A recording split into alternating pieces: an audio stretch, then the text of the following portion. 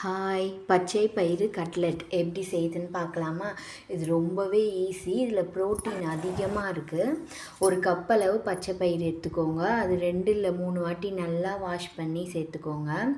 இது ஒரு 2 மணி நேரம் நல்லா ஊற வச்சுக்கோங்க. 1 ஹவர் இல்லை 2 மணி நேரத்துலேயே நல்லாவே இது ஊறிடும். இது பார்த்திங்கன்னா நம்ம வீட்டு குட்டீஸ்க்கு ரொம்பவே ஈஸியாக செஞ்சு கொடுத்துடலாம்.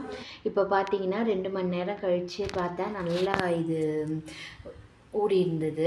இப்போ இது கூடயே கொஞ்சமாக உப்பு தண்ணி ஊற்றி நான் நல்லா ஒரு 2 விசில் வர அளவுக்கு வேக வச்சுக்கிட்டேன். இதுக்கு 2 விசிலே போதுமானது. இது பார்த்திங்கன்னா இப்போ வேக வச்சுருக்க பச்சை பயிரை லைட்டாக இந்த மிக்ஸி ஜாரில் போட்டு ஒரு பல்ஸ் மூடில் நல்லா அரைச்சி எடுத்துக்கோங்க. இது கூடயே 1/4 ஸ்பூன் அளவு இஞ்சி பூண்டு பேஸ்ட்டு சேர்த்துக்கோங்க.